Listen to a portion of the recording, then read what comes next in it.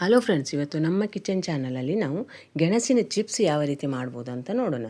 ನಾನು ಈ ಗೆಣಸಿನ ಸಿಪ್ಪೆ ತೆಗೆದು ಇದನ್ನು ನೀರಲ್ಲಿ ಹಾಕಿಟ್ಟಿದ್ದೇನೆ ಫ್ರೆಂಡ್ಸ್, ನಮ್ಮ ಕಿಚನ್ ಚಾನಲನ್ನು ಯಾರಾದರೂ ಹೊಸಬ್ಬರು ನೋಡಿದರೆ ಈ ಚಾನಲನ್ನು ಸಬ್ಸ್ಕ್ರೈಬ್ ಮಾಡ್ಕೊಳ್ಳಿ.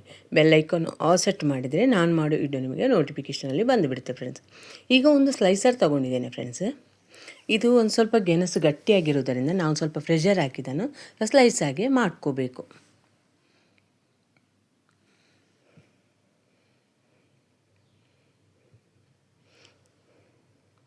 ದೊಡ್ಡ ದೊಡ್ಡ ಗೆಣಸಿದ್ದರೆ ಇದನ್ನು ಈಸಿಯಾಗಿ ಸ್ಲೈಸ್ ಮಾಡ್ಕೋಬೋದು ಫ್ರೆಂಡ್ಸ್. ನಾನು ಸಣ್ಣದಾಗಿರುವಂಥ ಒಂದು ಗೆಣಸನ್ನು ತಗೊಂಡು ಈ ರೀತಿ ಸ್ಲೈಸ್ ಮಾಡ್ಕೊತಿದ್ದೇನೆ. ಈ ಸ್ಲೈಸ್ ಮಾಡ್ತಿರುವಾಗಲೇ ಫ್ರೆಂಡ್ಸ್ ನಾನು ಎಣ್ಣೆಯನ್ನು ಬಿಸಿಯಾಗೋದಕ್ಕೆ ಇಟ್ಟಿದ್ದೇನೆ ಫ್ರೆಂಡ್ಸ್.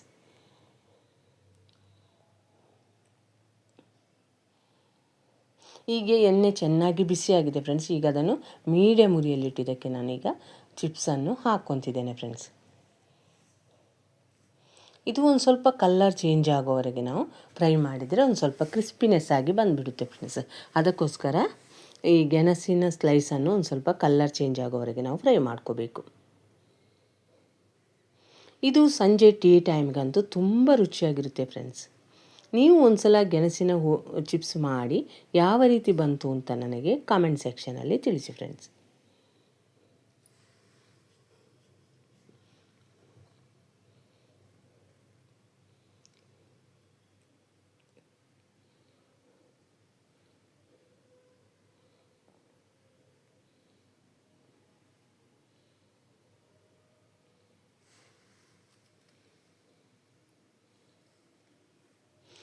ಯಾರಿಗಾದರೂ ನಾನು ಮಾಡೋ ವಿಡಿಯೋ ಇಷ್ಟ ಆದರೆ ಲೈಕ್ ಮಾಡಿ, ಶೇರ್ ಮಾಡಿ, ಆದಷ್ಟು ನಮ್ಮ ಚಾನಲನ್ನು ಸಪೋರ್ಟ್ ಮಾಡಿ ಫ್ರೆಂಡ್ಸ್.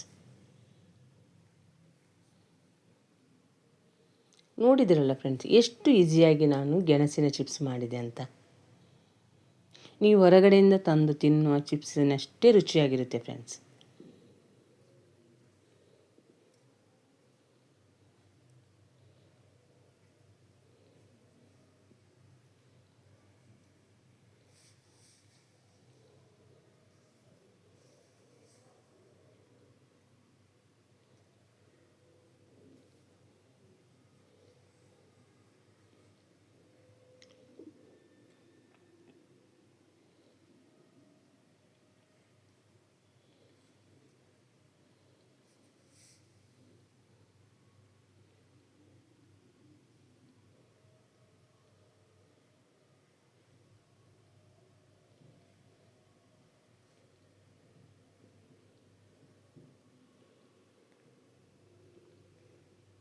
ಫ್ರೆಂಡ್ಸ್, ಈ ವಿಡಿಯೋವನ್ನು ನೀವು ನೋಡಿದ್ದಕ್ಕೆ ನಿಮಗೆ ತುಂಬ ಧನ್ಯವಾದಗಳು ಫ್ರೆಂಡ್ಸ್.